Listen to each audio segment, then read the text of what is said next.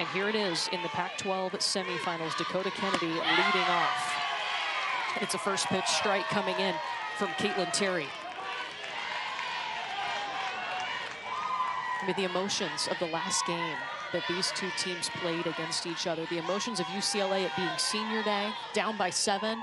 The emotions of Arizona being up by 7 against their rival and losing. I think that was definitely a learning game for Arizona in the sense that there was a good chunk of time there where they left Silva in, where I'm sitting around and I'm like, man, I don't know how they have not pulled her yet. UCLA is really stringing some stuff together, and definitely one of those emotional type games. Senior day, all your friends, your loved ones are watching. It pulls a different type of adrenaline rush out of you for sure. Foul ball. Kelly Inouye Perez, UCLA's head coach, told us this morning, you know, I'm going to be quick to pull the emotions out of this game. I saw the emotions in my team in that last game against Arizona on senior day. And she said, it's not about that. It's about taking one pitch at a time. It doesn't matter who the opponent is. And look, she knows this rivalry. She played in it. Yep. Yeah, it runs deep, no doubt about it. And brings this different type of competitor at times out of you where you're so amped up and you're so juiced, and it's like, all right, hey, we got to be able to pump the brakes a little bit and focus in on what we know how to do in this game, and we just got to execute our job. And sometimes that adrenaline can pump you up a little bit, and sometimes it can make you too amped. Ball and 2 strikes to Dakota Kennedy.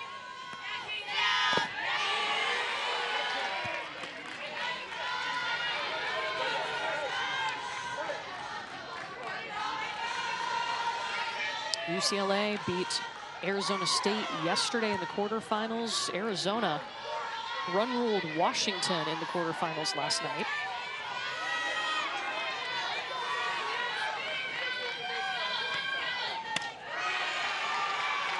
And it's a full count to the first batter. When I look at someone like Kennedy in that leadoff spot, I mean, 7 home runs in her last 13 games. I mean, that's a lot of pop in that leadoff spot. Triple threat, but can take you yard. Oh, and that hits her, but fouls off of her bat and hits her. So we play on.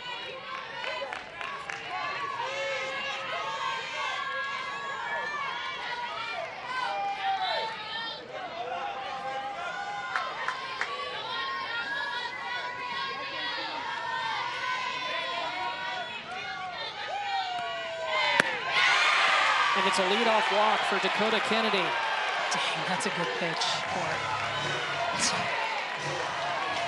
Is it going to be that time of night? I think so. Well, Coach I, of course, playing at UCLA. Caitlin Lowe, the head coach of Arizona, she played for the Arizona Wildcats. And we asked her about the last game. This is her 3rd season as the head coach of Arizona, of her alma mater, her 11th season overall. And she said, look, I didn't have to say anything to the team about this game. They've wanted this game as soon as we lost the last one to UCLA. They wanted to turn around and play them again. So they've been keeping an eye on this possible matchup for the last 2 weeks.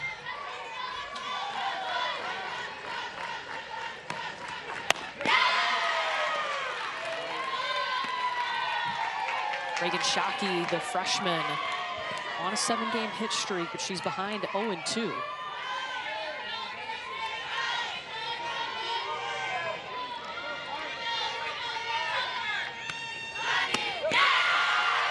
And it's strikeout number 1 of the night for Caitlin Terry. I'm going with that curveball. It's a bread and butter pitch for someone like Caitlin Terry. Spinning that pitch. Number 20, Carly Stupid.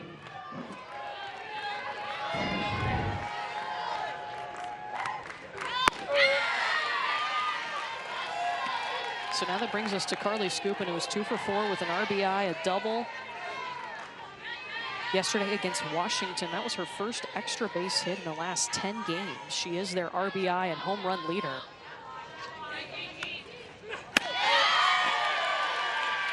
And Terry's dialed in now. I think that's really the biggest piece right out of the gate, is being able to come in and pump strikes. If I've seen anything in this tournament, it's definitely been a smaller strike zone. So for pitchers to be able to enter this game right out of the gate and figure out what they can get and what they can't.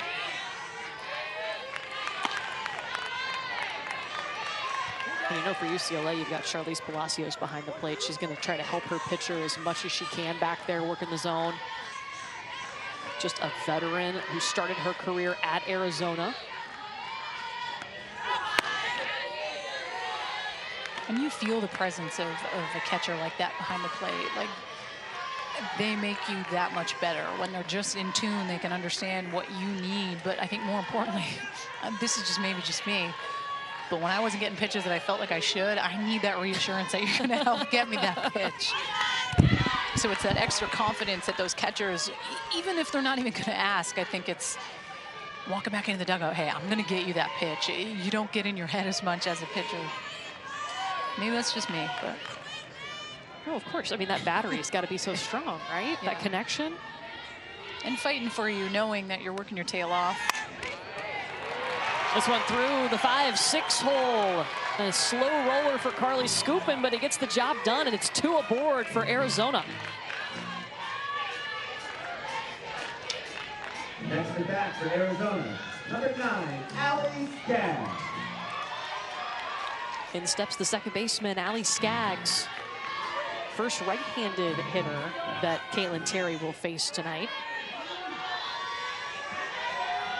Only 2 righties in the lineup for Arizona.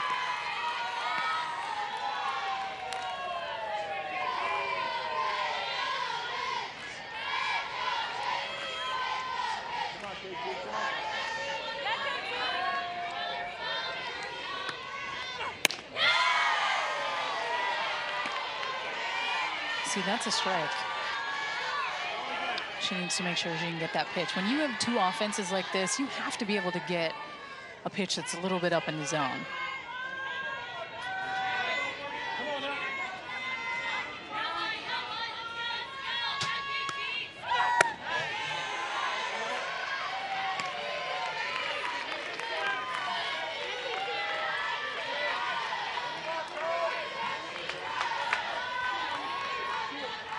Two balls and a strike to Allie Skaggs.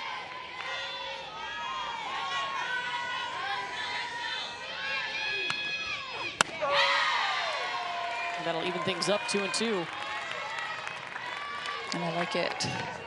KT brings that pitch down in the zone a smidge, knowing a couple ones prior, I guess, a little bit elevated.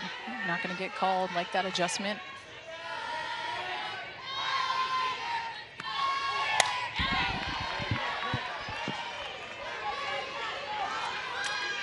Coach Kelly in a way, Perez, kind of after the little bit of an uncharacteristic start here for UCLA when they came out in February and weren't themselves, kind of took on that pitch calling out of Sachel Palacios' hands and just said, hey, like, I need you to go and focus on the little things and not worry so much about, at times, what that can be. Or out of Charlize, her sister, Sachel. Did I say Sachel? Yeah. It's easy to, it happens. Yeah, I know. She's pretty good, too. I called her for AU, and I always get them. Charlize Palacios. Straight up, but Palacios tracking it down with the mask on.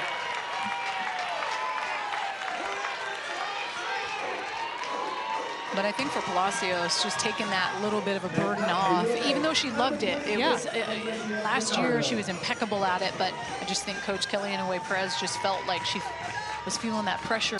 Their run of 7 straight Women's College World Series appearances ended last year when they were upset in regionals. Here's Olivia DiNardo with 2 down and 2 on. Kennedy reached on the walk. She's at second. Carly Scoopin singled and is at first. DiNardo coming in on a 4-game hit streak.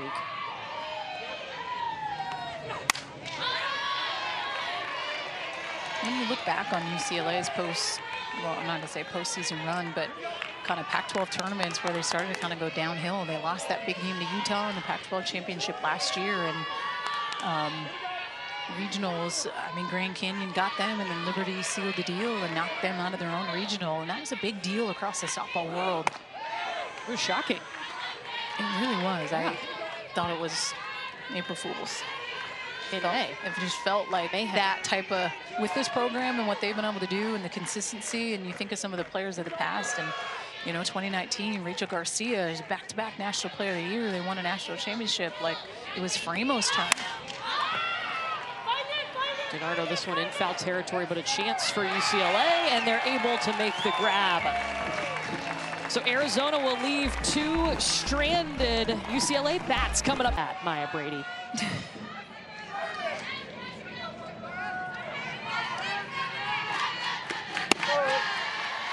She will be facing Brooke Mannon in the circle, getting the start for the 11th time this season. Now, she's been dealing with a shoulder arm injury, so they've been limiting her since March, but we saw her for an inning last night and then getting the starting nod today.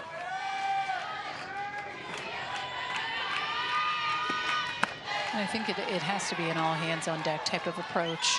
Potentially, that's the one way to beat this team, right? Like, with these 2 teams that just found a way to square off last week, I mean, it's important. And for Brooke Mannon, it's to be able to come in and give everything you have, knowing that you have other pitchers that can step in and relieve you if need be. But we saw her throw yesterday against Washington, get a couple innings, and looked really, really good. So it's just kind of bringing that confidence in that she got from yesterday. Because to me, I mean, conference tournaments are a new season. It gives you that postseason feel. Throws the mid-60s. I mean, she has that downward movement with the rise, that drop, can change speeds.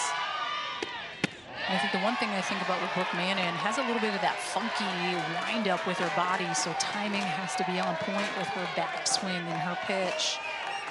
Kind of gives me Kelsey Dunn vibes a little bit from Alabama. Yeah. Yep.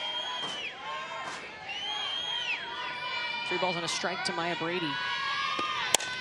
This one right back up the middle, a laser off the bat of the back-to-back Pac-12 Player of the Year, and she's on with a hit.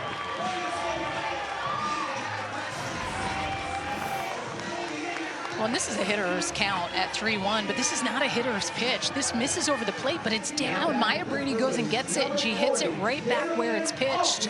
But look at that location. It's down in the zone. It's not just an absolute heater over the heart of the plate. I think if that ball is elevated and it is over, she takes it dead center, but because it's down, she has such good barrel control, she just hits it right back where it's pitched. Maya Brady has faced Arizona 14 times in her UCLA career.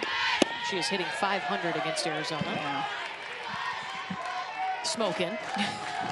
Tough out. Jadalyn Alchin up next now, the transfer from Washington, the left fielder.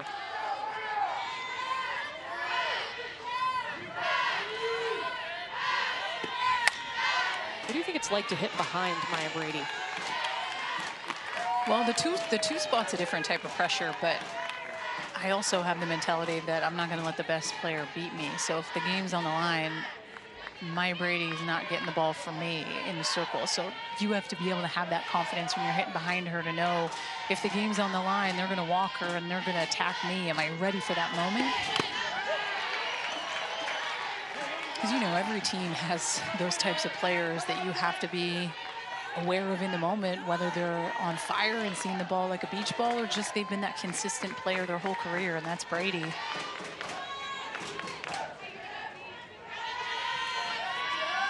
Ball and 2 strikes to Alchin. That's high from Brooke Mannon for ball 2. Alchin on a 9-game hit streak. That's a career high for her. Hitting .387 during that time.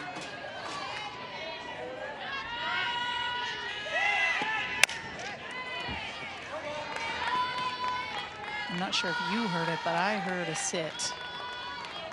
But I actually heard it from the crowd and not the UCLA bench.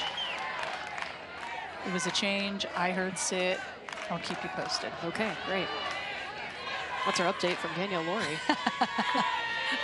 We'll check in later. What'd you hear there? A whiff? Woo! Brooke Mannon, her first strikeout. Everything comes down to location of pitches, and the changeup, even if you knew it was coming, sets up a pitch like this. Up in the zone, climbing the ladder. It's the location of this pitch under the hands of a Jadalyn Alchin. That's a tough pitch to be able to hit.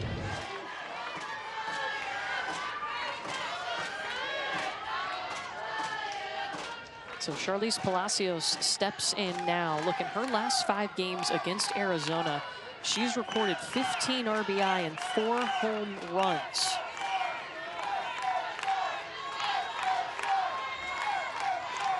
Two 3-run homers and a grand slam. And again, Palacios starting her career at Arizona before becoming a Bruin.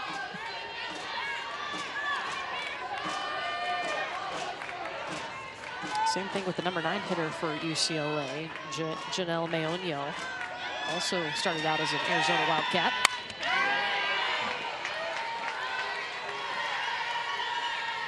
And that last changeup I heard a little bit from the Bruin dugout. And when you think about some of the male fast pitch people that they have on deck, you think of, you know, Kirk, who's been there forever, but the addition of Rob Schweier, who is one of the male fast pitch guys who's thrown them BP.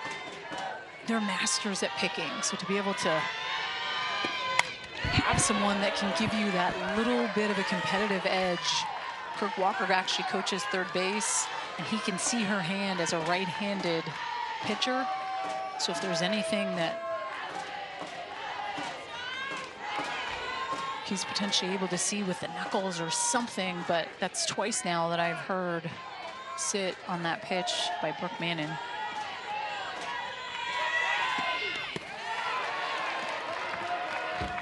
That's going to be a wild pitch, which will advance Maya Brady into scoring position.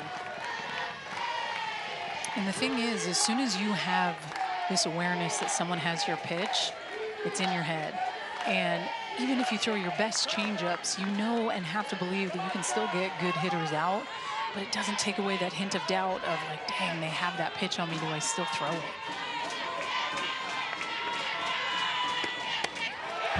That one away from Emily Shep behind the plate, and just like that, Maya Brady is at third. 2 wild pitches advance Maya Brady to third with just 1 out.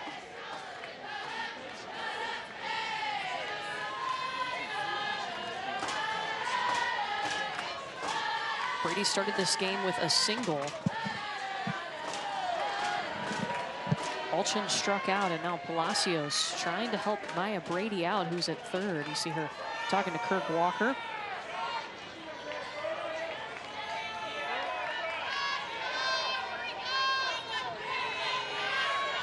Two coming.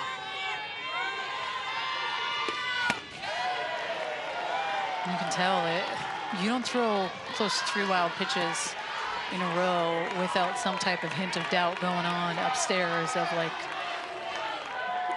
is this pitch now being completely eliminated from my repertoire? Am I going to have to rely on something else? It's being able to get back to, hey, I got to spot pitches for strikes.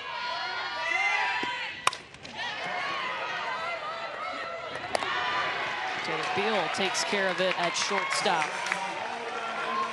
Just helping me, pumping me up with confidence, so I can only imagine, you know, I was well into my 30s, but being young, like, you need that. You need that confidence from your pitching coach, and every pitcher is uniquely different in what they need to make them feel sharp in the moment. So hopefully the pep talk from Coach Conrad helps Brooke Mannon, but still way outside on that first pitch to Megan Grant. Still Maya Brady at third after she started the game with a single.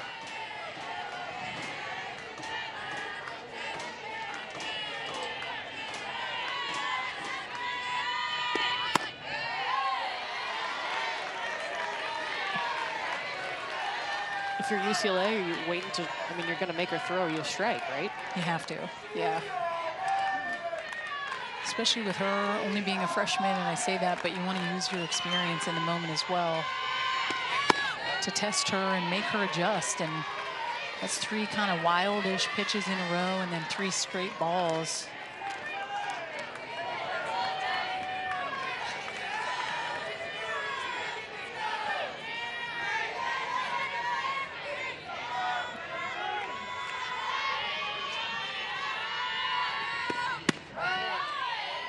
Four balls to Megan Grant.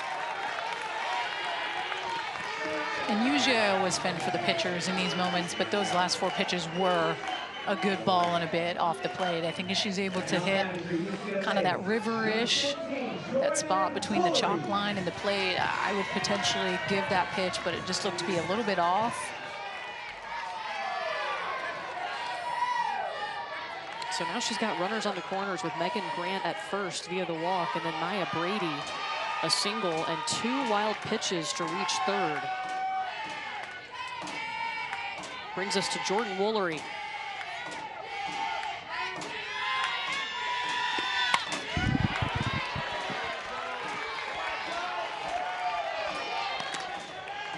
And even though 4 straight balls, you see Jordan Woolery just hacking first pitch.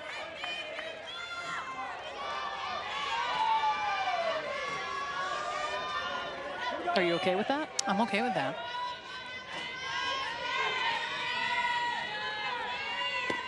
I think at times it has to come down to, is it a pitch that you can do some damage with? And the way Brooke Mannon has been throwing a little bit, pitches are elevated up, so you have to be able to barrel up a pitch that maybe is up in the zone. It comes down to that comfort level of where you're at personally being able to hit a pitch.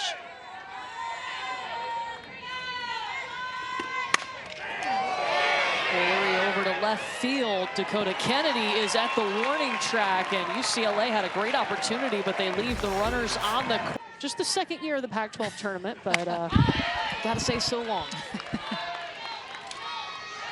Well, where everyone's going, they're going to still be getting a chance to play in conference tournaments, so that's a good thing, because I couldn't agree more with Coach Allister in the sense of how this really prepares you for the postseason. Backs up against the wall, you lose, you go home. It's at times this different type of adrenaline. Well, I think they're changing out. Charlize Palacios changing out her wristband.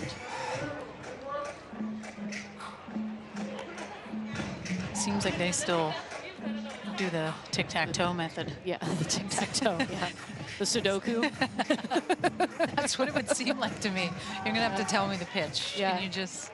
This year new, they can use a one-way technology device. You don't have to, obviously, but you can to signal in the pitches as opposed to putting up numbers and having to do a math problem. I'm sure it's easier than people make out. But I've seen the cards. So it feels like a lot. I feel like you would be a pro at it with just your, you know, we should try one for the championship. You give me a card about what you want to talk about. Just signal it in. There's Blaze Behringer leading off. 6-7-8 due up for Arizona. Arizona left 2 on in the first. UCLA left 2 on in the first. You mentioned the conference realignment. This Arizona team, they're going to the Big 12 next year. UCLA will go to the Big 10.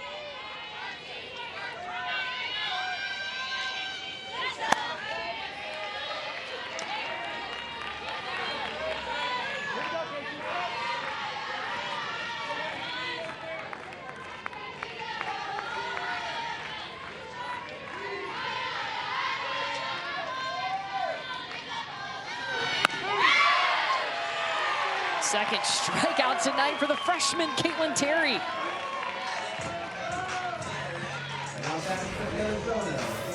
And this is just a pitch that's down the heart of the plate, right? When you have 2 strikes, there's no way you can leave this up to the umpire behind the plate.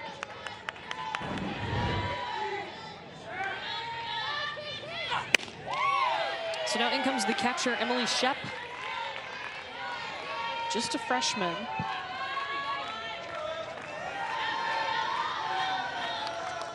Good working behind the dish. Multi-sport athlete in high school, also played volleyball.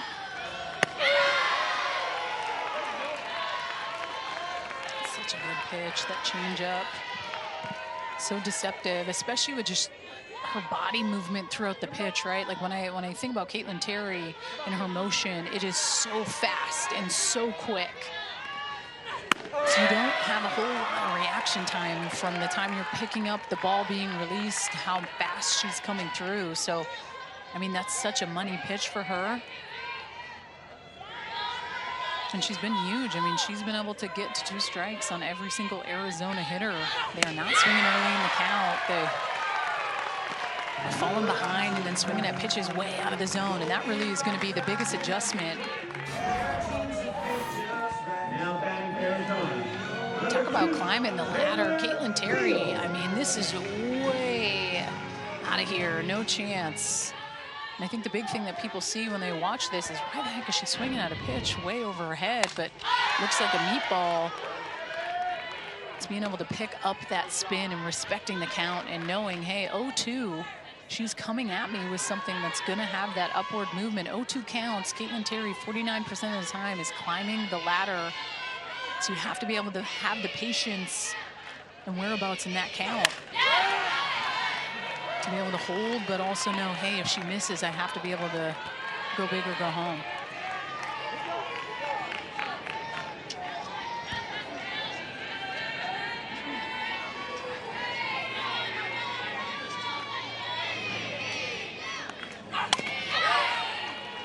Working against Taylor Beal right now, the Pac-12 Co-Defensive Player of the Year.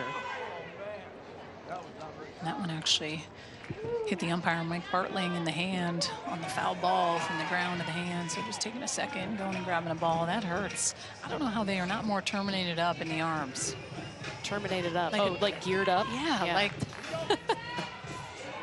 I mean, the exit velo on some of those foul balls is quick. The catcher can't get it, clearly. Not for me, I'm out.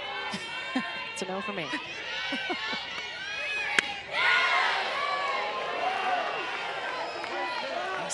Did not go.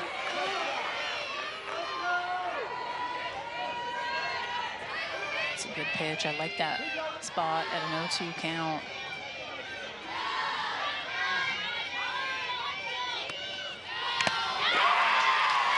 Caitlin Terry strikes out the side. We've had some great fans this weekend.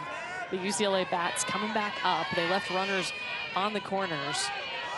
So much experience in this lineup for UCLA and Kelly Inouye-Perez.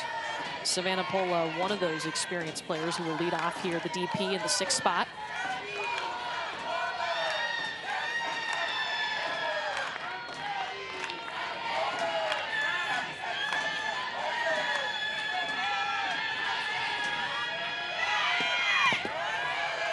Another sit.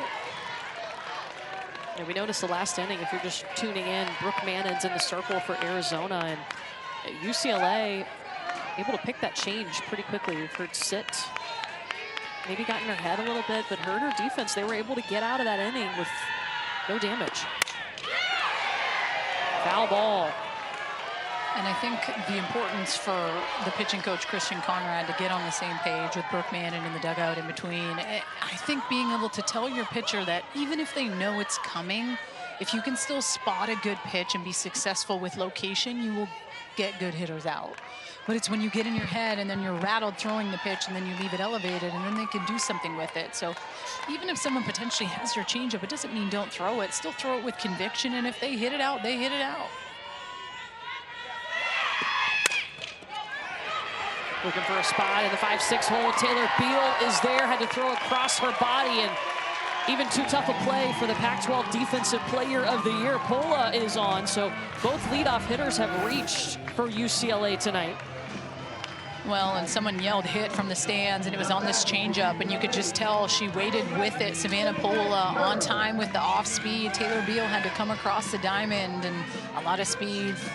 Pola coming from the left side, but you can just tell her body's on time with that pitch. I mean, we mentioned the offensive numbers for UCLA. Their last 9 games, they're hitting over their season average. They're hitting .366. And their season average is great at .318. And you know, once you're kind of getting to the tail end of Pac-12 play, now you're in the conference tournaments, you want to really start to climb that mountain and be playing at your best. You don't want to play at your best in the middle of conference play. You really want to feel like, hey, we're going into Selection Show Sunday feeling on point. Curl laying down the bunt. Play made in time by Blaze Behringer over at third. It does move Savvy Pola into scoring position.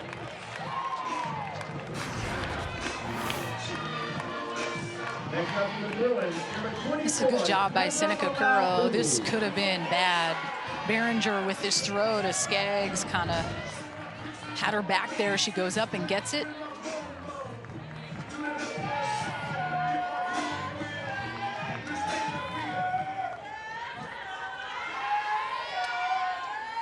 So second time tonight that UCLA has had a runner in scoring position for Tessa Malaulu.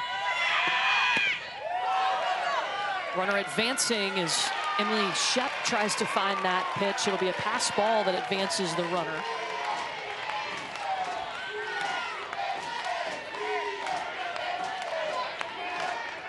Two little pitches and a pass ball tonight have allowed UCLA runners to advance.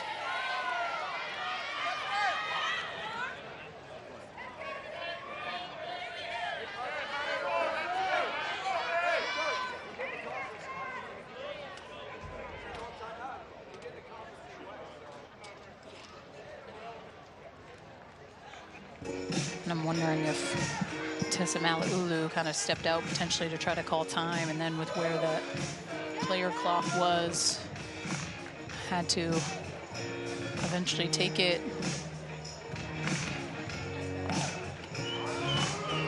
Yeah, so a quick little chat there with Kurt Walker. Brooke Bannon was able to sprint over too and talk to Christian Conrad, the pitching coach for Arizona. So 1 out, a runner on third.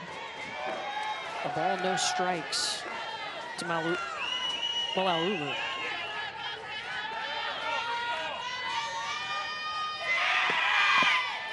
You can hear it, right? You can hear it out loud. And it's not so much just from the dugout. I feel like there's someone in the crowd that is yelling it, and that probably has something to do with the amount of balls thrown. I mean, that's 33 pitches thrown by Mannon, 15 strikes, 18 balls.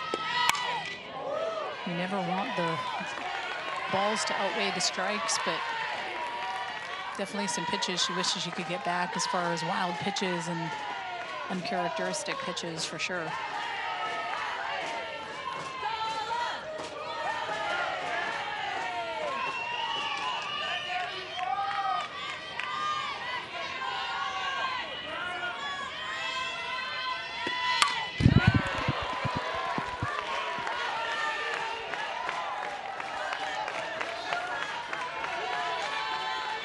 Based on their swings here, Courtney, like I'm getting the same vibes of how Arizona approached Ruby Malin yesterday.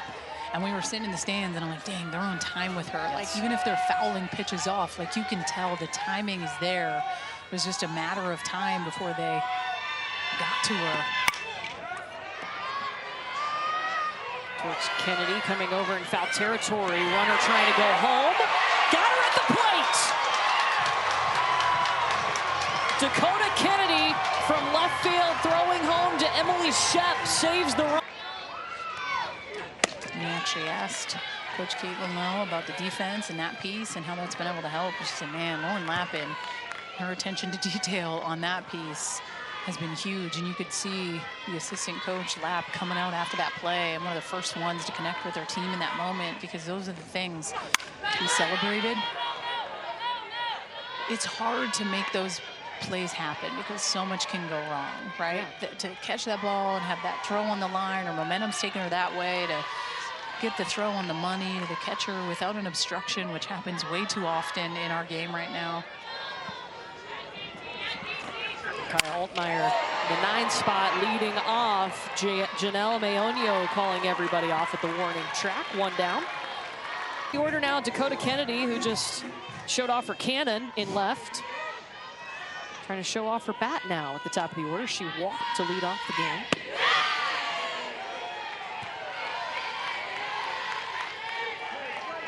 And someone in that leadoff spot, I mean, I know I said it her first ups, but I mean, take a peek at the power, and you know she's a triple threat hitter. She can lay that bunt down, probably go to the slap if she wants, but I mean, with that type of power, and you just look at her home runs, she's hit 7 of them in her last 13 games. So talk about heating up at the right time, just towards the end of Pac-12 play, heading into this conference tournament, and then selection show coming up on Sunday.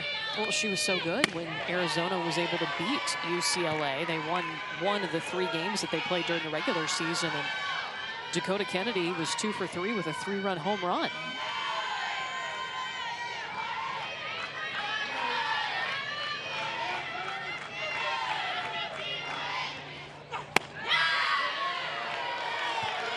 balls now. 3 balls and a strike to Kennedy.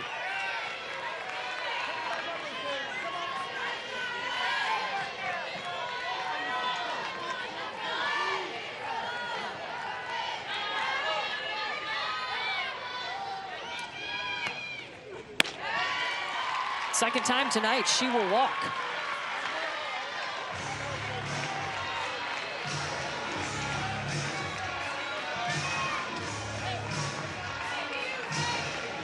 Now a chance for Arizona freshman Reagan Shockey to make an adjustment. She struck out the first time against Caitlin Terry. Trying to extend a 7-game hitting streak.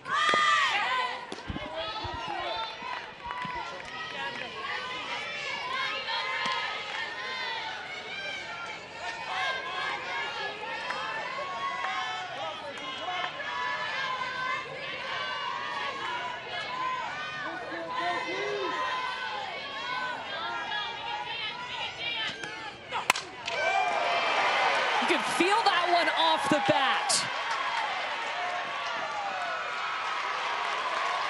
2 in scoring position, the double from Reagan Shockey.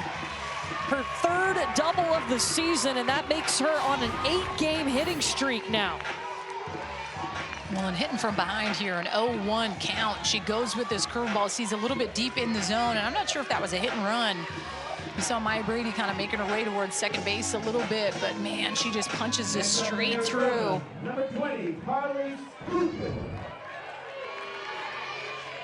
Defense playing in, knowing that someone like Shockey has the ability to be someone that can drop that bunt, especially with the leadoff Dakota Kennedy, and just completely blasted the infield. Reagan Shockey first in the conference in hits, adding to her total, and now Carly Scoopin second in the Pac-12 in RBI, 9th in home runs, already has a hit tonight with a single in the first.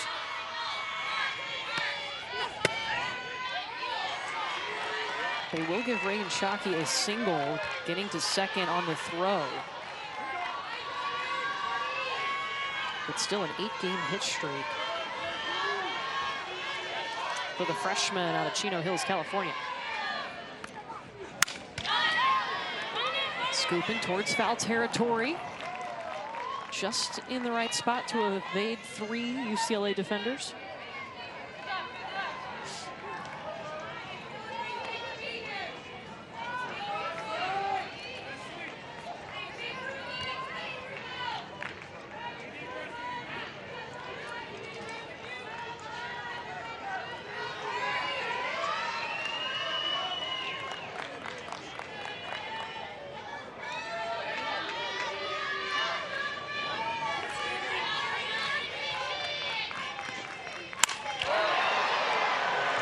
Carly Scoopin into the trees, touch them all!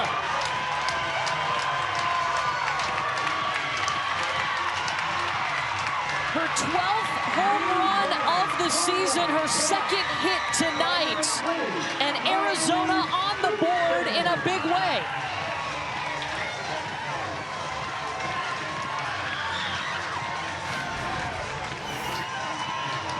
And these are the types of players that you think about the rivalry and how much they feel it. It's a senior like this, Carly Scoopin, dead center. This is the pitch that is down the heart of the plate, and that is exactly where she takes it, on time with the velocity, so quick off the bat, no doubt about it. 3-run shot. This is a team, Courtney, that didn't even make it into the postseason last year. And you think about the heartbreak that they felt at Coach Caitlin Lowe-Nagy's house watching selection show. She said they stayed around an hour after they realized, hey, this is not happening, and loved that team so deeply. And I just think the going to work piece, I mean, they were close. They were on the cusp of potentially being able to make it. So you look at the work and the attention to detail in the offseason to put this team in a position to be completely different this year. Just a totally different vibe with this team as Allie Skaggs gets past Maya Brady at short.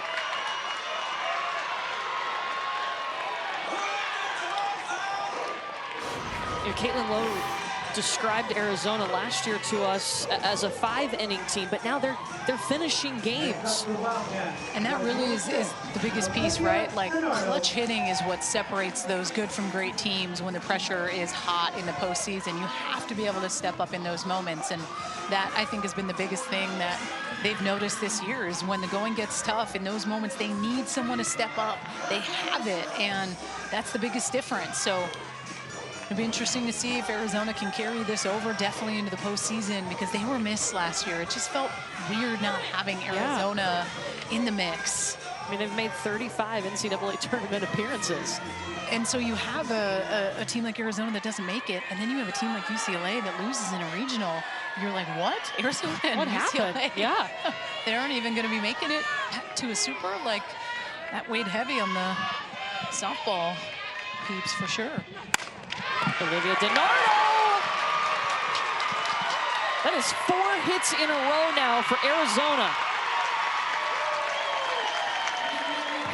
They have figured out Caitlin Terry. And I know that I said this to you maybe, what, 10 minutes ago?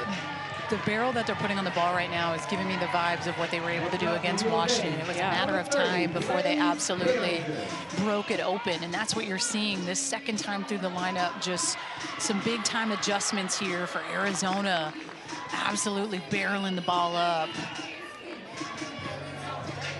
But the one thing I'd like to see some more off speed by Caitlin Terry. I haven't seen her really go to that pitch as much. Change speeds a little bit to make your hard stuff feel a little bit harder.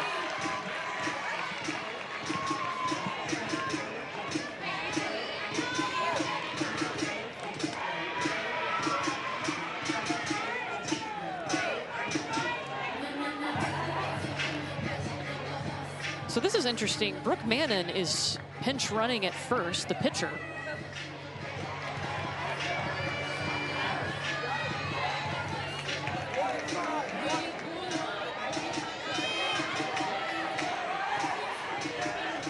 Just on wheels. Okay. I don't think I've seen that before. Number 15, Brooke Mannon.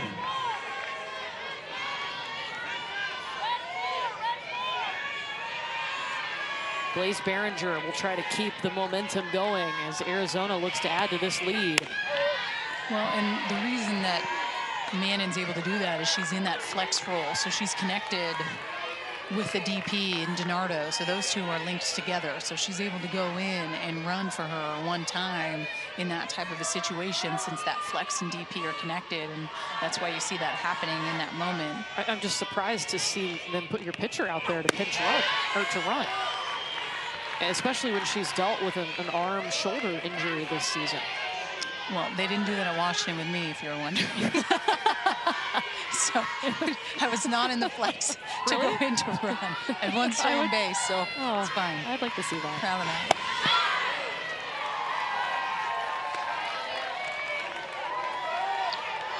Good cut for strike 2 by Blaze Behringer. 4 hits in a row for Arizona. One of those being a 3-run home run by Carly Skupin.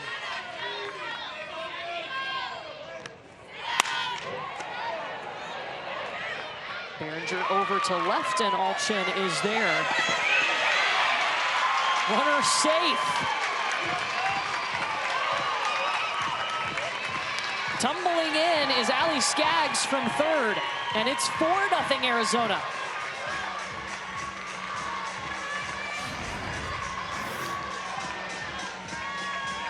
And this was actually a lot closer than I thought it was going to be. Jalen Alchin out there and left with absolute rope to Palacios.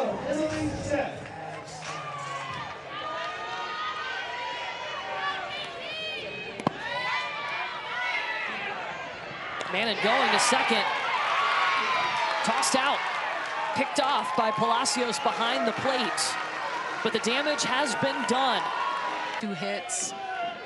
But at times you could see that her head was spinning a little bit with UCLA having that changeup picked. So I like bringing in Silva, the lefty. She's had some success against UCLA, and what a moment with a 4 spot. I mean, the confidence that you have in a moment like that. She is that workhorse, throwing that first pitch strike 53% of the time, and then gets that chase on that curveball with pitches out of the zone, and that's a prime example. Those swings and misses, those lefty-lefty matchups are tough. She'll start with the number 9 hitter, Janelle Meoño, the former Arizona Wildcat. And she's just like that, ahead, 1-2. Aisa Silva pitched 8 total innings this season against UCLA. She made an appearance in all 3 of their regular season games.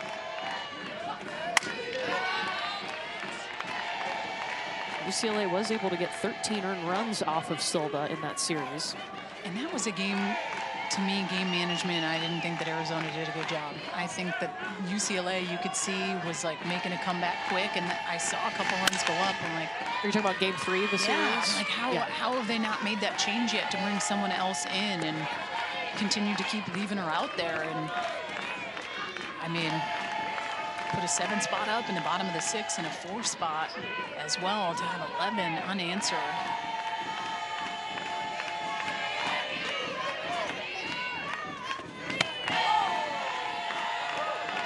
Was when, I mean, Arizona was up 7-0 in that game, and then they weren't.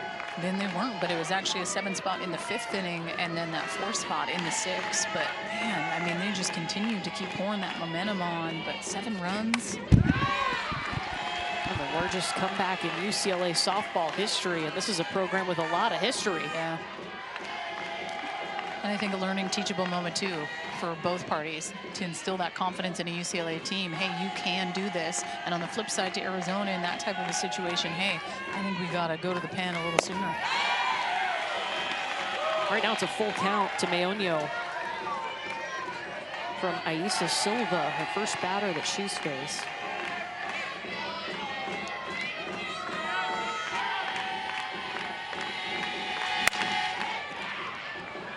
This one hit hard as Arizona had a shift on. Nobody was in right field, so they had 5 infielders working.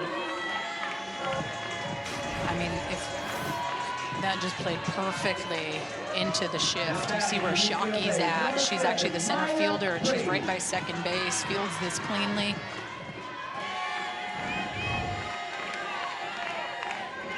So 8-3 for those of you scoring at home. Top of the order with Maya Brady.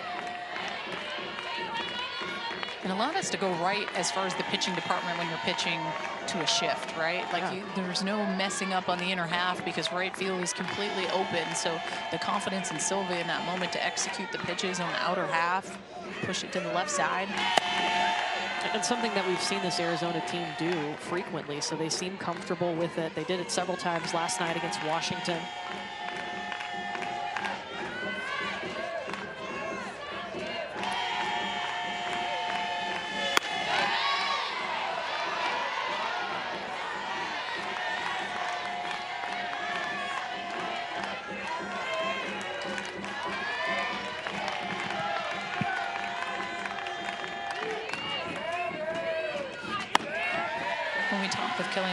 Earlier, my biggest question was, hey, you guys didn't start out the way UCLA normally does. Like, I have to ask, who's that person that kind of rallied the troops a little bit and got them going? And boom, it was Maya Brady, and just her confidence and her demeanor that she was able to have with this group, I think was so big, because Kelly Inouye Perez said she could have straight up just threw her hands in the air, like, dude, it's my senior year, like, it's fine, it's not that big of a deal. But she went to work and continued to keep working and get this group to where they needed to be, and it ended up being the Pac-12 Player of the Year back-to-back. Like, that's a statement, and she's one of the best athletes that I've ever seen play the game.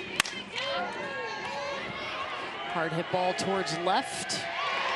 Kennedy calling it, 2 down. And that was after a 3-4 start to the season for UCLA, and a lot of questions around the Bruin program. I mean, they did play 4 top 10 teams during that time, but the vocal piece, the vocal leadership, that fell into the hands of Maya Brady, and she handled it like the professional that she is. I think the biggest thing that I looked at as this season was going on was that Taylor Tinsley did not get enough healthy reps last year to be able to be that starting pitcher this year. That's really what it came down to. Allie Skaggs underneath that one from Alchin. Team, what was your message to your Bruins? That we need to wipe that clean, and it's a 0-0 ball game and get right back to it. So, you know, that's the best part about our sport, you know. But we're not a time sport, you know. They won that inning, so we'll give it to them, and we'll figure out how to get to the next one. But right now, we're going to play some defense. I got Taylor Tinsley in the ball game. We're going to give her some looks and switch it up a little bit, and then we got to get back in here. But again, you know, the one thing that's really great is this team has earned the opportunity to be a top seed, which means we're a home team, and means we're always going to get the last punch. So I believe we're going to do some great stuff right after this. Well, and the biggest thing I wanted to ask, I mean, you look at when you guys squared off, I mean, you put up 11 unanswered runs, kind of the message to your team as far as that hitting piece, and you're not down just because you're down 4-0. For sure, for sure. I mean, because all those dirt we got to figure out, but we got to have better at bats. So we got to start stringing together hits, and that's the best part about this, right? It's not over until the last pitch, and we're going to get the last one. So I'm excited for that. Thanks, Coach. We appreciate it. Thank you. Yeah, so you heard Coach I mention it. Taylor Tinsley in the ball game for the first time since April 26th against this Arizona team when she went 4 innings. It has been Caitlin Terry that has been carrying the load as Tinsley has been working through some things. But Coach I told us earlier today that she's been throwing. She is available. We were just trying to be smart about it because the postseason looms, and they know they have to have Tinsley and Terry ready to go.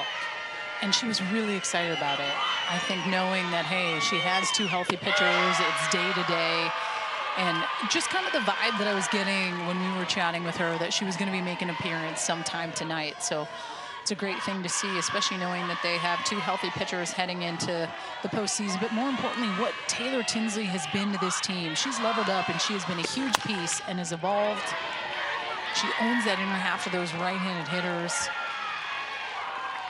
Shep flying out to Mayonio in center. And I think being able to have her back is going to instill a different type of confidence into a Caitlin Terry as well, right? Like knowing that at times they were down to just Terry this last couple weeks of her being the one that has to go out there with the good and the bad. Had a phenomenal weekend against Arizona State. Family, friends were there. But now that she has Tinsley back, I mean, boom, boom, 3 pitches, 2 outs. This one over to Maya Brady. Yeah, the underclassmen have been carrying the load. 90% of the innings this season have gone to Tinsley and Terry. In Pac-12 play, these two, 2.92 ERA. All of conference play, it is relied on the shoulders of 2 underclassmen. And we mentioned it the first time since 1998 that UCLA does not have a pitcher with postseason experience.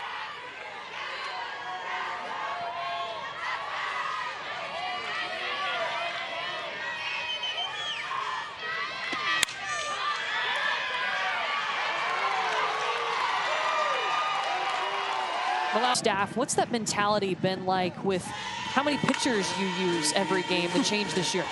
Well, it's just been a do your job, hand it off to the next person, and give them all the confidence in the world. And I think Brooke did a great job of putting 2 zeros up there and handed it off to Aisa. I have to ask, I mean, you guys last night and what you were able to do to Washington, that run rule game, but what was the meeting kind of coming into this? Knowing this is a heated rivalry, this could be the last time you guys play in a Pac-12 setting, and what that kind of feels like. You know, we just needed to be ourselves, and I thought you saw, you know, our first at-bats, we didn't settle in. Second at-bats, we're kind of settling into ourselves a little bit more. I thought that's how we were against Washington, so got to do the same thing against Tinsley now, who's a great pitcher. Thanks, Coach. We appreciate it. Thank you. Go.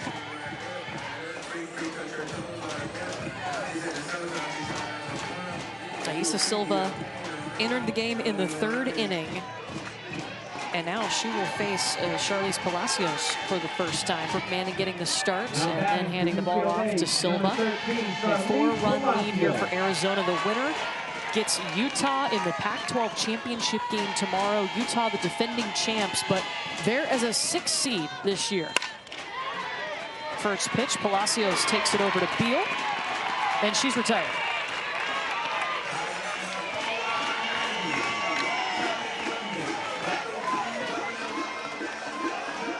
Definitely seeing, I mean, you look at last inning, Arizona against Taylor Tinsley swinging really early in the count, 5 pitches. They were able to get out of that inning. You see 1 pitch to Palacios, 1 down.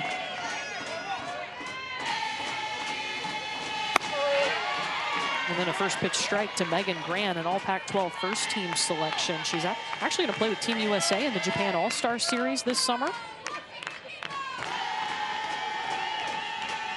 Played with them last summer, too, along with Jordan Woolery.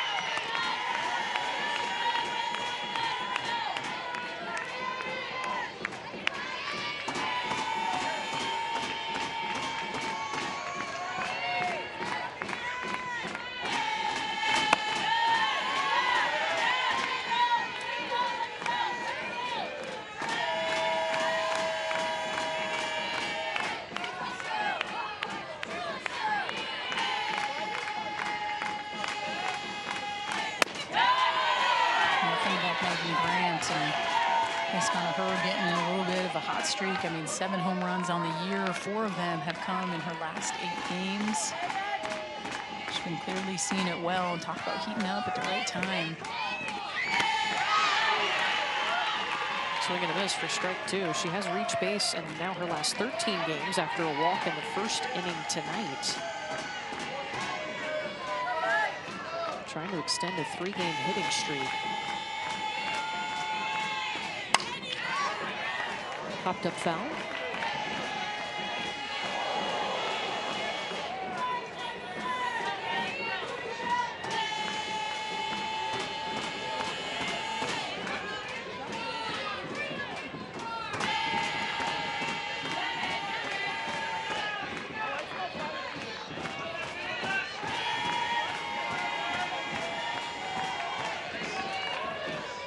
We're looking at a fan now who took that foul ball. Not deep enough. Reagan Shockey coming over at 1 on ABC. Parts 3 and 4 Sunday, 12:30 Eastern.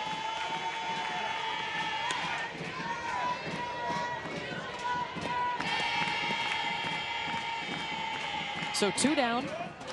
Jordan Woolery, the first baseman, steps in, hitting in the 5 spot. And this pitch she's sending out to right to Altmaier. 3 up, 3 down.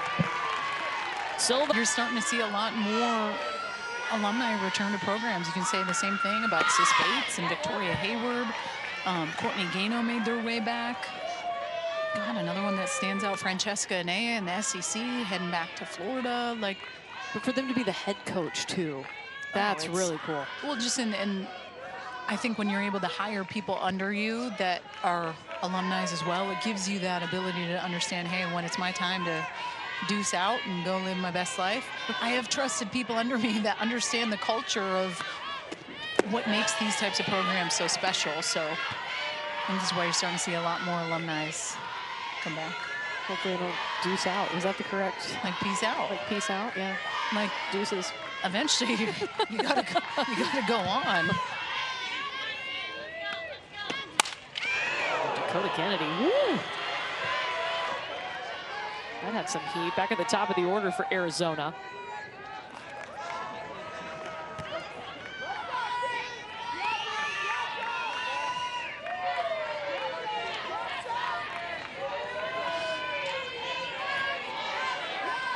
Dakota Kennedy has reached twice today, both via the walk, but that was against Caitlin Terry. Taylor Tinsley entered in the last inning. She wanted that pitch.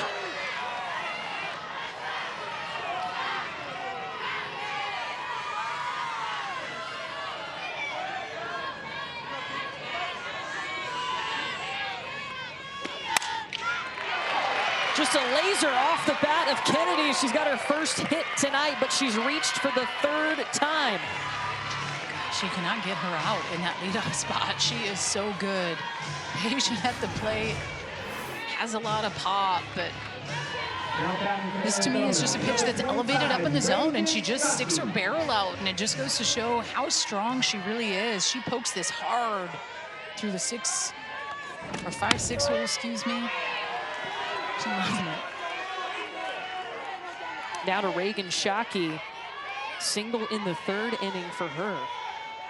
This Arizona lineup getting better as it goes deeper into the game. The first time through, 1 for 8, 4 strikeouts. Second time through, 4 for 7 with 4 runs and a walk. Good adjustments too. I mean, I know that these two teams are super familiar with each other. Obviously just played each other too. So you have that piece. But to me, it's the team that makes the quickest type of adjustments, especially knowing, hey, we just played. So it doesn't feel like this is my first at bat off you. It kind of feels like it's my 10th or 11th or 12th. So I have to come out ready to go.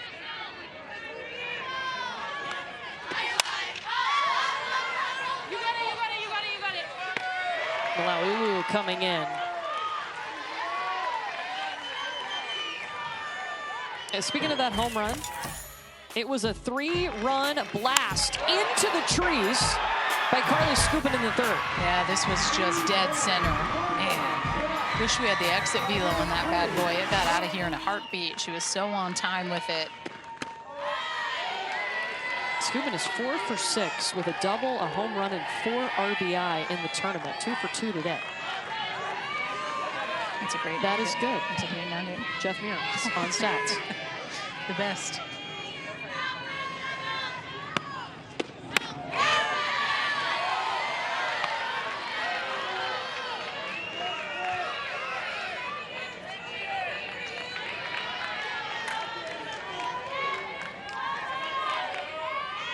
Scoopin's been that steady first baseman her whole career.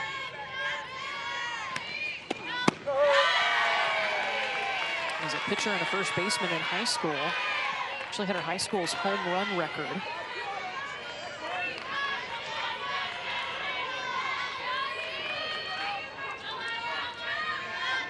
Had a hit in 15 of her last 17 games.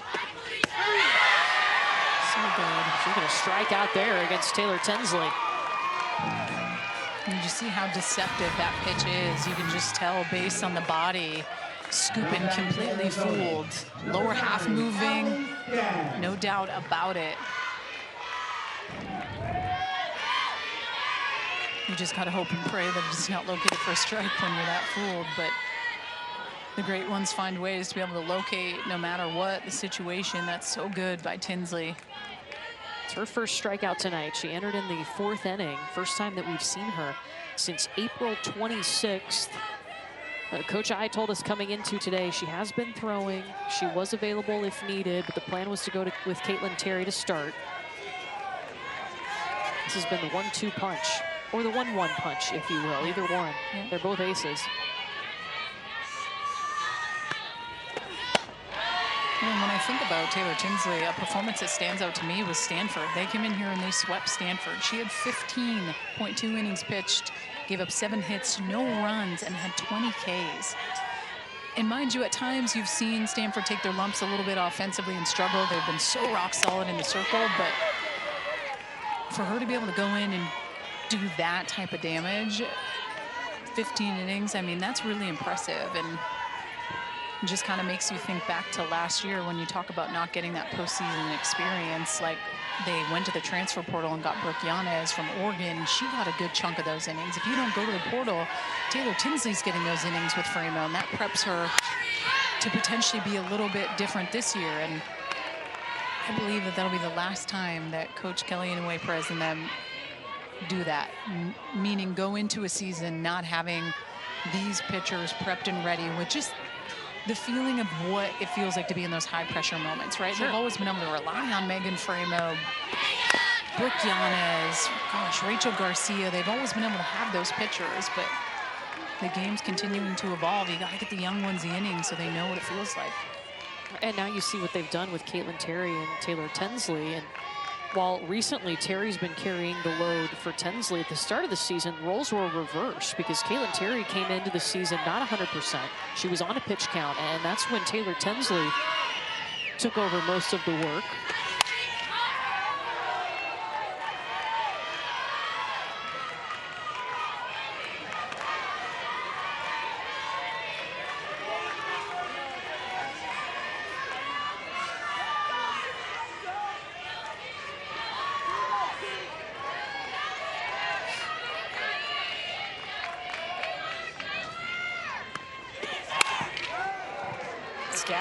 Just battling in there against Tinsley. Doing a good job with that off-speed pitch.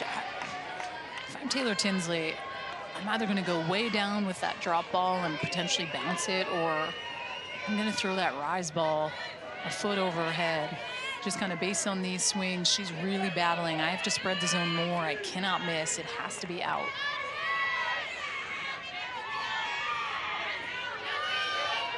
She's going to shake off that pitch.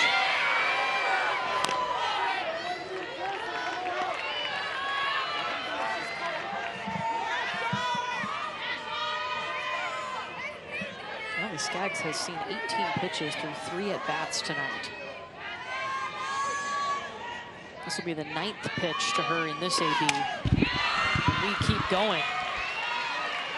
It makes you think, even on that type of pitch, maybe even a little bit higher. I know it's a 2-2 count, but these are the types of battles that as pitchers, when you are constantly going and you're working on that 10th pitch of the at-bat, you don't want to get beat. So you're like, man, I don't want to throw something too good because that one hurts a little deeper if they take a yard on the 10th pitch. 10th pitch, is it deep enough? No, just at the wall. Mayonio crashing into the padding. Every single pitch of the NCAA tournament all the way through the championship series in Oklahoma City on our ESPN family of networks. I'm waiting to see where we are going to go, Danielle, for regionals. I can't wait. Yeah. The anticipation is killing me. Not putting anything out there. No. Nope. Danielle is very good at manifesting things, so later on, if you want to pick a site. It's a gift. It is a gift.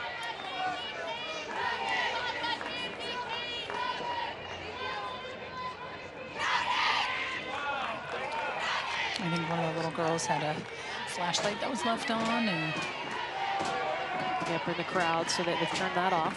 We're ready to go, no worries.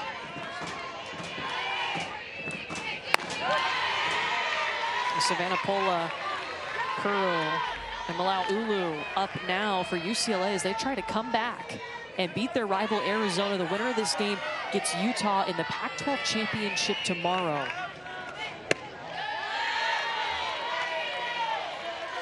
You have to remember last year in that Pac-12 champ game, like Utah and what they were able to do.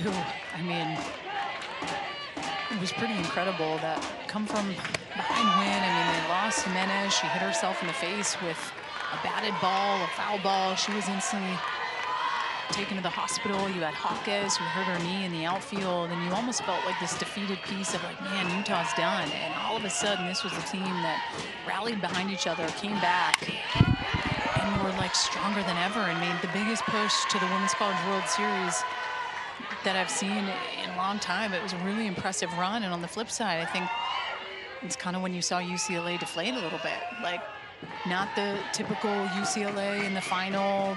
Megan Fremo struggled a little bit, and then all of a sudden regionals, they didn't make it out, and it kind of took the world by storm. Like, dang, did that really just happen? But it's Utah's time to shine. They like this spotlight. They appreciate this moment. I appreciate you for getting that spider. I got you. Keep messing around. It's on my scorecard. Dropped into the gap by Pola. 2 for Savannah Pola.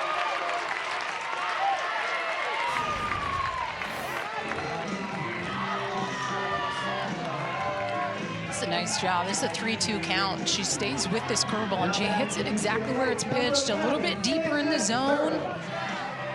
Takes it to left center. I liked the layout by Shockey, but more importantly, that backup by Dakota Kennedy with the throw to third stops Savannah Pola from getting there. 4th double of the season for Pola. So it brings us to Seneca Curro. And you know, too, after last season, Kelly Inouye Perez brought in a mental performance coach, Dr. Armando Gonzalez. He is here in the dugout with the UCLA team, and you know, she said, I think we were going to need it after what happened. Not making it out of regionals, the experience that we had, the pressure that was going to be on some of these players coming back for their senior year. And she said that's made all the difference. He's someone that works with the Tennessee Titans, with professional athletes. And he's brought this mantra he's helped them figure out, which is level up. It's something they've been talking about since the beginning of the season, even though that 3-4 start to the year. Yeah, there's such an important piece on the mental side. And I think especially after you lose a heartbreaker in a regional like that, that was probably the most shocking thing. in UCLA history when you think of the players that they had in the offense and the puzzle pieces. And the fact that I thought it was Megan Fremo's turn because she'd waited in line with Rachel Garcia, and I thought she was going to be that one. Scooping underneath it. So I think to bring someone in that you trusted, but more importantly, Kelly Inouye Perez said, we need to bring someone in that could give us some answers on why things happened the way they were, the good, bad, and all of it. Like, you got to get that part out before you can move on to this new 2024 season. And man, he has been godsend to that program and has really helped them on all different levels.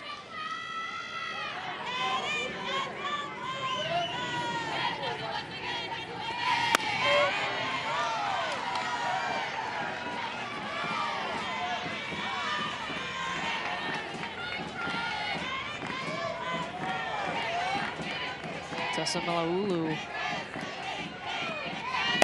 working to help out Pola, who led off this inning with a double.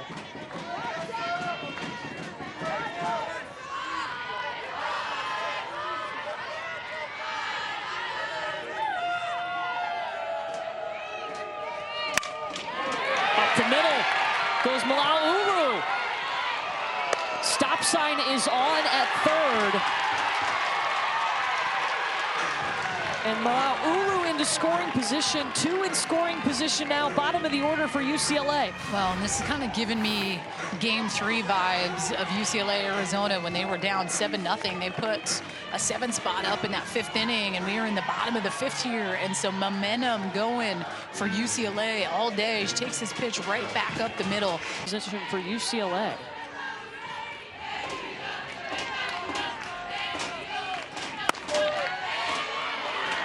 Suarez leads the team with 8 pinch hits and 6 RBI coming off the bench. She's actually on a 3-game hit streak.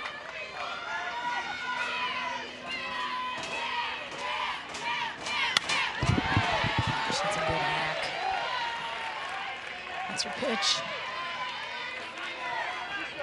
3:53 with runners in scoring position and a couple ducks on the pond here. UCLA would love to score, make this 2-run ball game in the bottom of the 5th.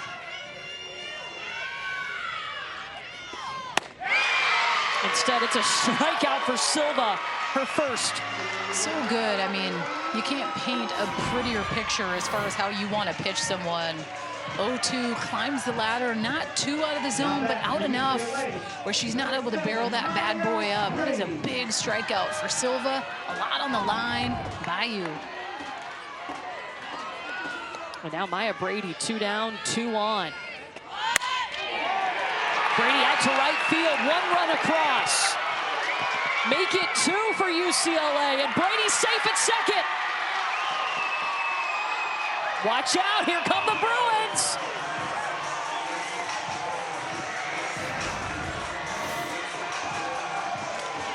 First pitch swinging, and to me, it's down in the zone like the first hit she had in the 1st inning. Kind of same vibes. She goes down and gets it. No fear hitting the bottom half of the zone. She pulls it.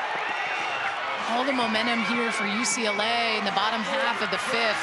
That slight little bobble by Altmaier and right allows for Brady to get to second base. And now the tying run at the plate. Jadalyn Alchin.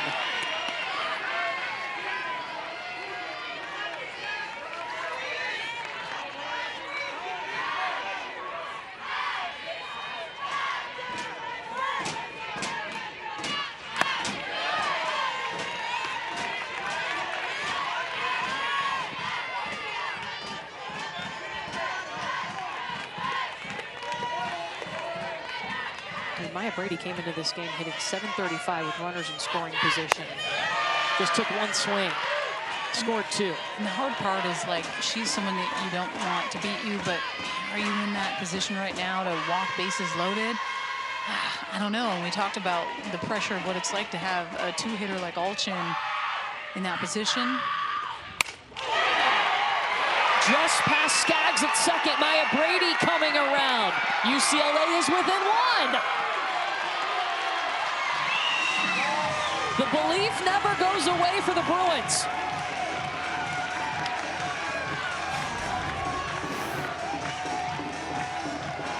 just such good at-bats and swinging at pitches that they can do some damage with. She pulls this pitch on the outer half. I mean, right back, kind of up the middle a little bit, right center. Maya Brady all day scoring. I mean, we got a one.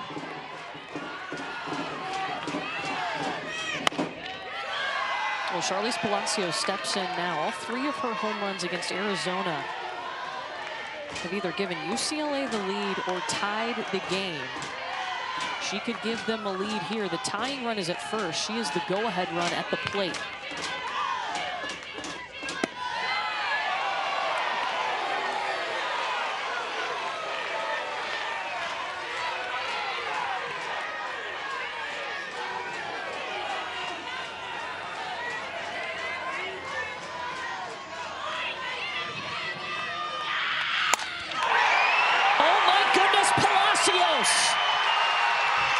You're not getting that out of the tree. Take the lead, Bruins.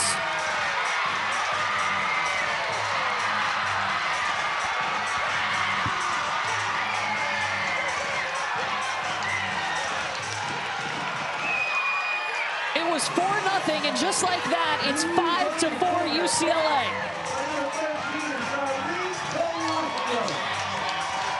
Is it the curse of the 5th? It's like deja vu. This is exactly what happened when these last 2 teams squared off. There was a 7 spot, excuse me, that went up in the bottom of the 5th. No doubt about it. Charlize Palacios, man, so much power through the zone. No doubt about it. I mean, I got goosebumps, and it's not because I'm cold. I can't make them go away. But to me, I'm wondering when we're going to make that pitching change. Yes. We have Miranda Stoddard. We saw her throw yesterday against the Huskies. I mean, UCLA is 1 batter away from batting around here. All 5 runs have been with 2 outs. Wow.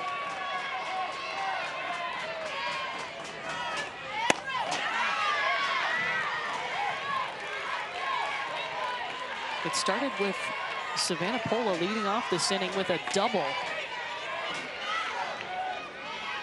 Then a 2 RBI single from Maya Brady. A couple of batters later, Charlize Palacios with a 2-run homer to take the lead. Palacios, the type of player that Coach Kelly Inouye-Perez said, she makes me want to still play. She's just that type of energetic player on both sides of the ball.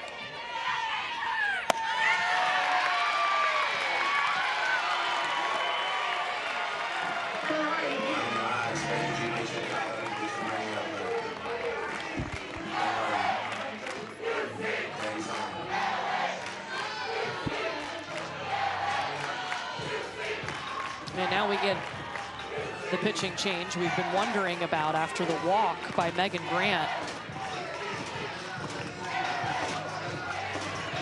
As UCLA bats around Jordan Woolery. They have scored all 5 of these runs with 2 outs.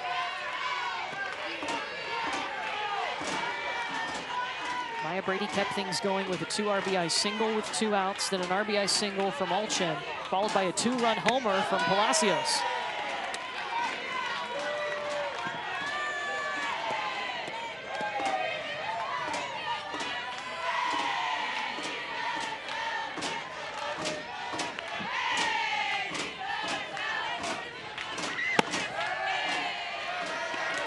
Now I'm patient. From Jordan Woolery. I mean, that's 3 straight balls from Miranda Stoddard.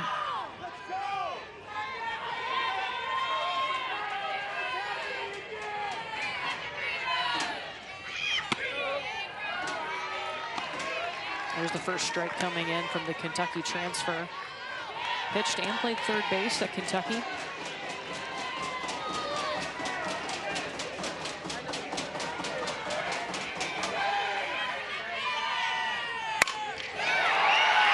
Went down and grabbed it. And it hops around on Altmaier in right field. Runners on the corners now as Megan Grant makes her way to third.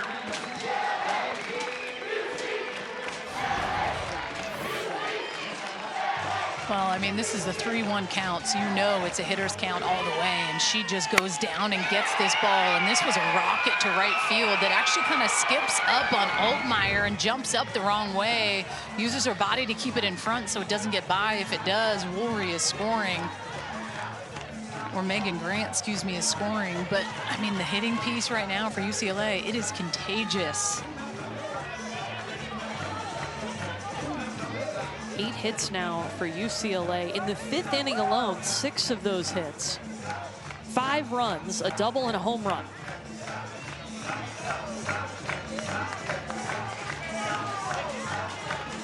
And now Savannah Pola will come up for the 2nd time in this inning.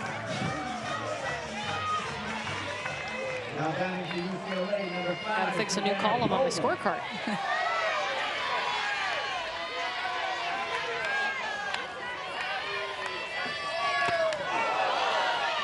And that hits Pola in the shoulder.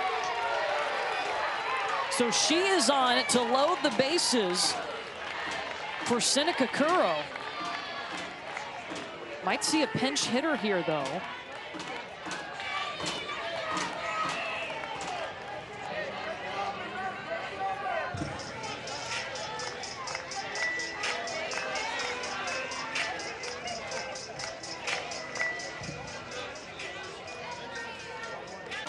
With a walk and a hit by a pitch.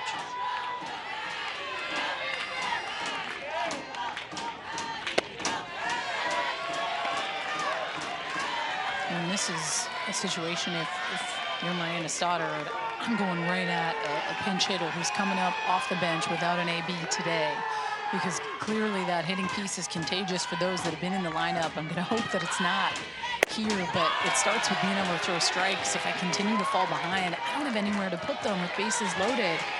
And then I find myself constantly playing catch up, and I'll have to throw a good pitch. And at this point, I mean, 8 pitches, 7 of them are balls.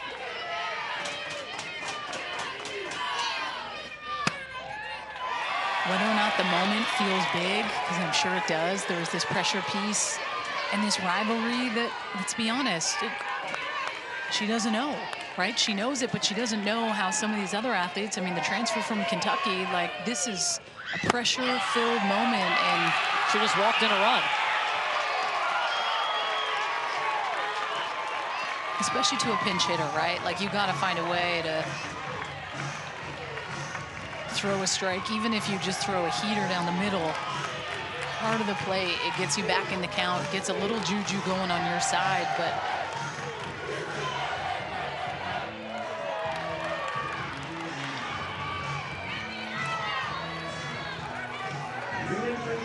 first base for UCLA, number 11, Seneca Curro.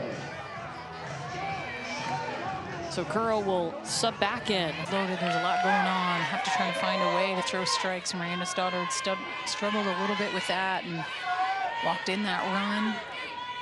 Tessa Malauulu will start here. UCLA has batted around in this inning. This is Malauulu's 2nd appearance at the plate here in the 5th inning. UCLA has scored all 6 runs with 2 outs.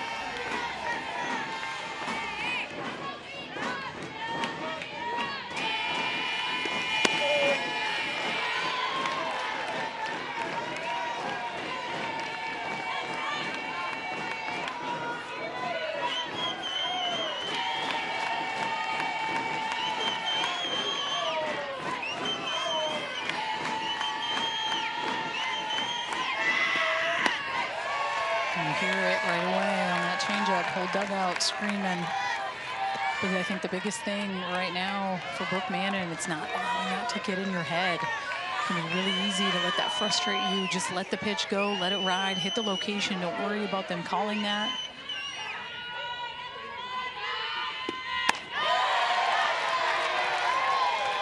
And now it's 3 balls and a strike. Arizona has already walked in 1 run. You hear the infield for Arizona constantly going up to the pitchers. Allie Skaggs, Taylor Beal.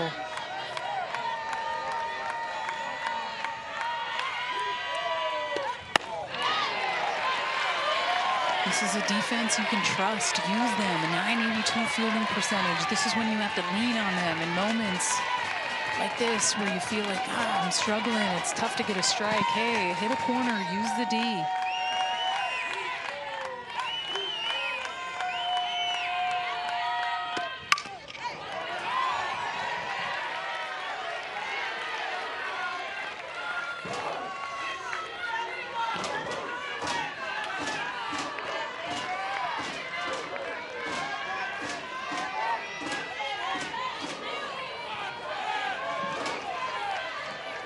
It's actually a pretty long inning. I'm wondering if Taylor Tinsley has gone down to the bullpen at all to throw. Yeah. Foul ball. This is the 12th batter up for UCLA in this inning. First 4 innings, just 2 hits, no runs. In the 5th inning, 6 hits, 6 runs. All with 2 outs, by the way. You like that bottom half of the 5th against Arizona. A much-needed strikeout from Brooke Mannon. Career home runs against her old team, Arizona, have either tied up the game or given UCLA the lead. First pitch. Man, that poor tree. It is taking a beating. Olivia DiNardo with 1 swing going yard.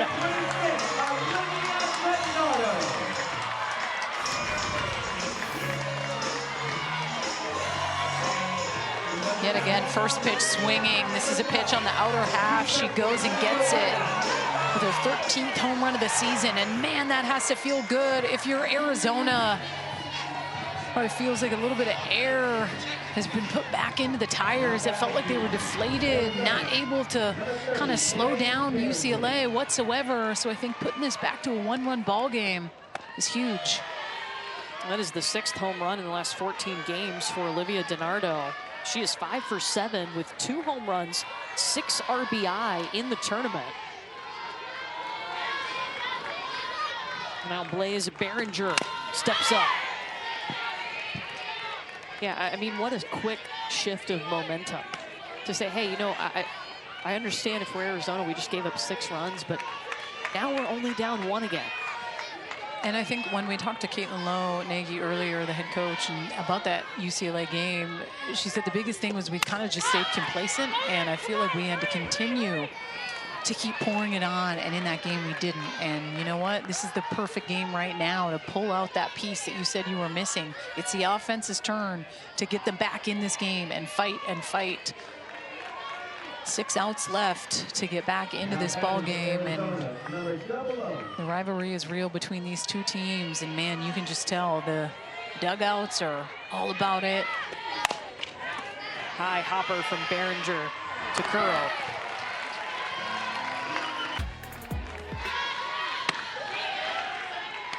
Tomorrow we will also have the Pac-12 Tournament Championship, the final one between Utah and too close to call in this game, either Arizona or UCLA.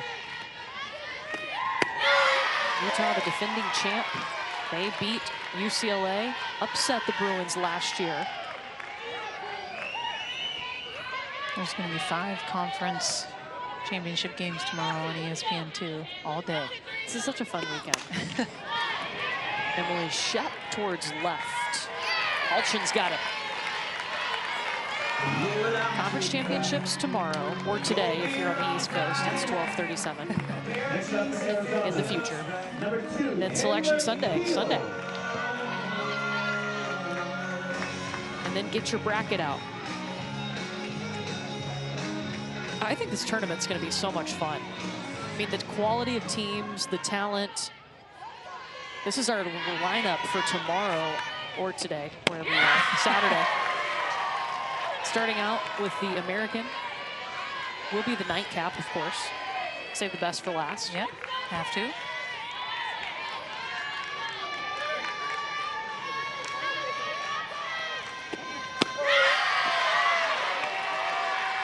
Actually, I haven't got a chance to even really check the scores because we've been here in some of the other games, so I don't know who's playing in the SEC one. Well, it'll be Florida and Missouri.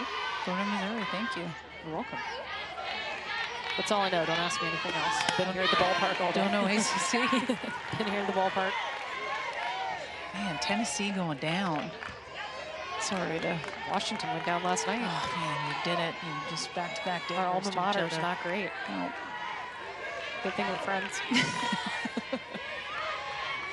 Field behind 0-2 to Tinsley.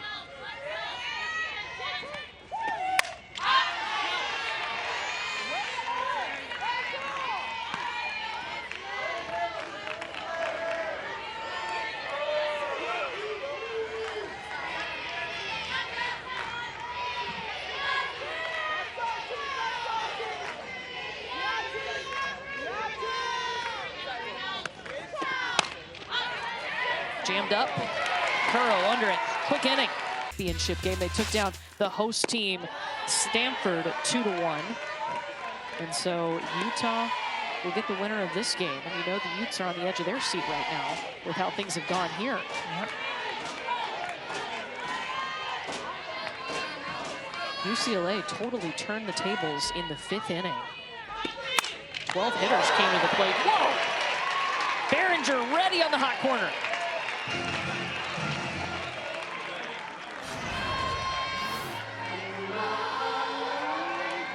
Yeah, she hammered this. You see how close she is up the line, but just a lot of heat behind that with Leonio and that running slap. Head on a swivel. And now, top of the order, Maya Brady. She got things started in the 5th inning with 2 outs, a 2 RBI single. And that just opened a waterfall of runs for UCLA. And we figured out some tournament matchups, a little Florida State, Duke in the ACC. Oh, you got out the old Google? I didn't, Jeff did. Yeah. Little Texas, Oklahoma. We got a little That feels Michigan, right. Michigan, Indiana in the Big Ten. Okay. Get ready. Behringer getting a lot of work. 2 down. Well, and that's a prime example of hearing the dugout yell sit, and Maya Brady decently on time with that changeup, but still using the dirt, trusting the defense, knowing they're going to step up and make a big play, and that's exactly what happens. Hot shot by Brady, the little 5-3. UCLA's got them right where they want them. 2 outs. That's how they scored all 6 runs. It took you a second. I was waiting. All 6 of their runs in the 5th coming with 2 outs.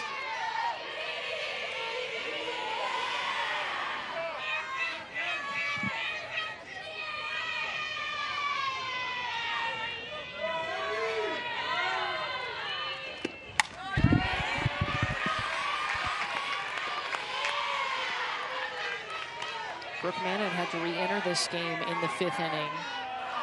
We've seen 3 different pitchers today. Mannon got the start, then Silva, then Stoddard. And now back to Mannon.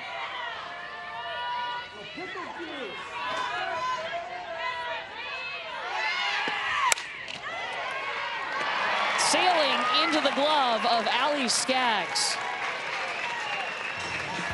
And we will move over to the 7th inning, Arizona. And now the Wildcats, 3 outs to work with and come back. Now batting for Arizona, number 24, Kaya Altmaier. Kaya Altmaier up first in the 9 spot, has not reached tonight. And a first pitch strike from Taylor Tinsley. Well, a first pitch changeup too, not a pitch you're hunting as a hitter right out of the gate when you're looking for a solid pitch to drive. This goes to show the confidence she has in that pitch.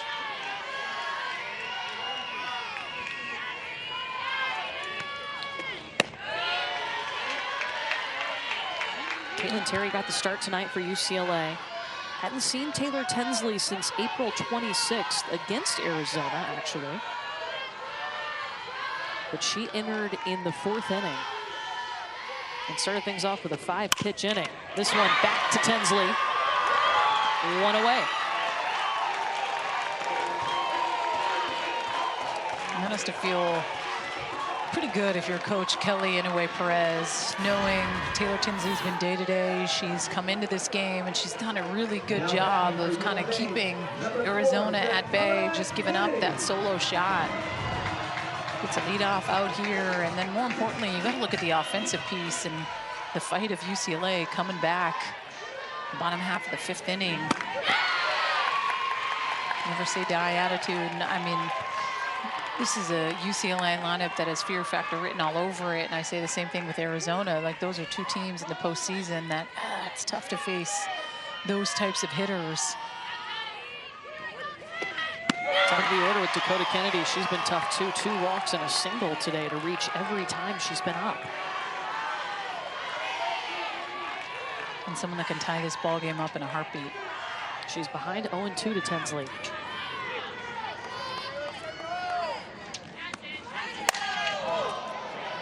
It's high, but it's going to be short. Meonio calling it.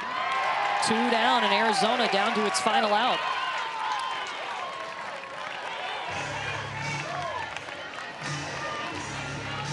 It comes down to a freshman in Reagan Shockey. And next for Arizona, number 25, Reagan Shockey. On the top 25 watch list for National Freshman of the Year. Single and a run scored in the 3rd.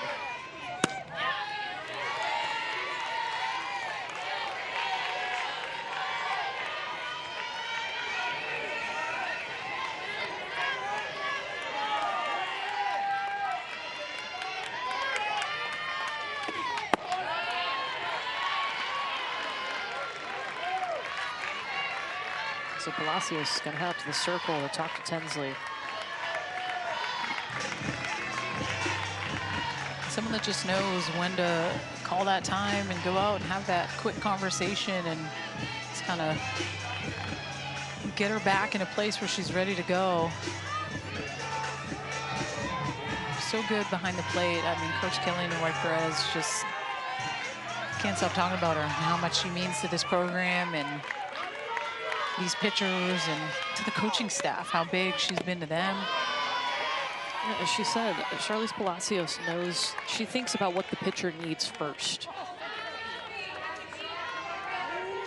And right now, Palacios needs a second on that pitch.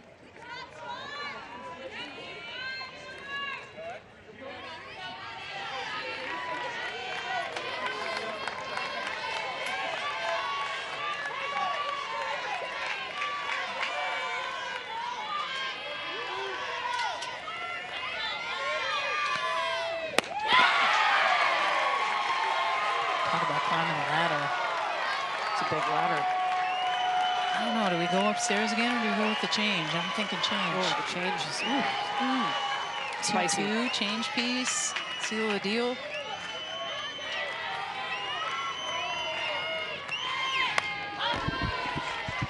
Goes back upstairs.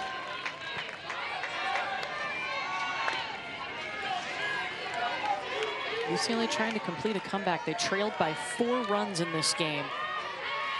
All 6 of theirs coming in the 5th.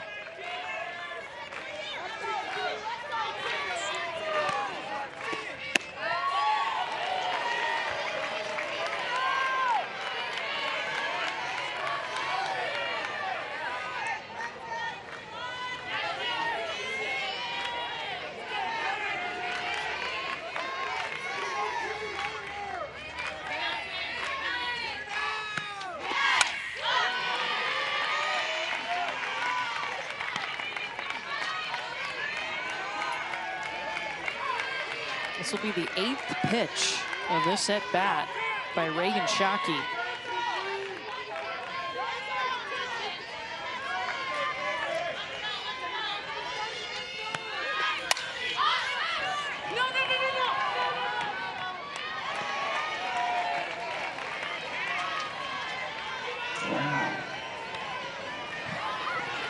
What was that? A funny noise played by the PA. 9th pitch of the at-bat, full count here to Shockey, the last out for Arizona.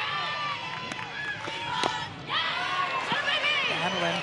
Not going down without a fight. He's battling.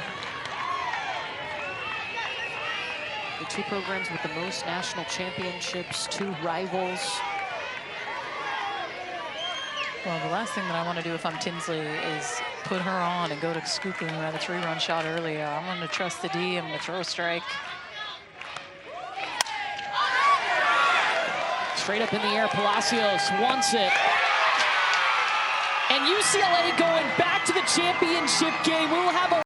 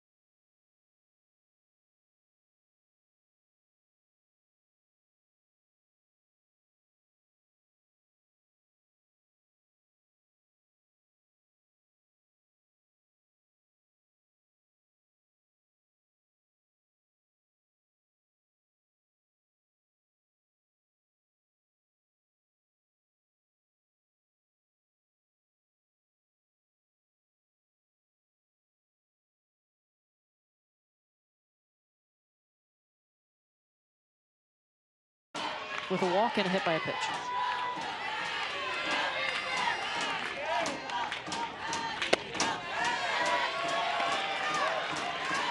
And this is a situation, if you're Mariana Stoddard, I'm going right at a pinch hitter who's coming up off the bench without an AB today, because clearly that hitting piece is contagious for those that have been in the lineup. I'm going to hope that it's not here, but it starts with being able to throw strikes. If I continue to fall behind, I don't have anywhere to put them with bases loaded.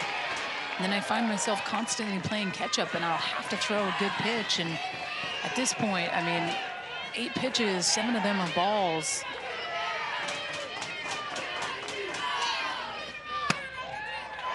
Whether or not the moment feels big, because I'm sure it does, there's this pressure piece and this rivalry that, let's be honest, she doesn't know, right? She knows it, but she doesn't know how some of these other athletes, I mean, the transfer from Kentucky, like, this is a pressure-filled moment, and she just walked in a run. Especially to a pinch hitter, right? Like, you got to find a way to throw a strike, even if you just throw a heater down the middle. Part of the play, it gets you back in the count, gets a little juju going on your side, but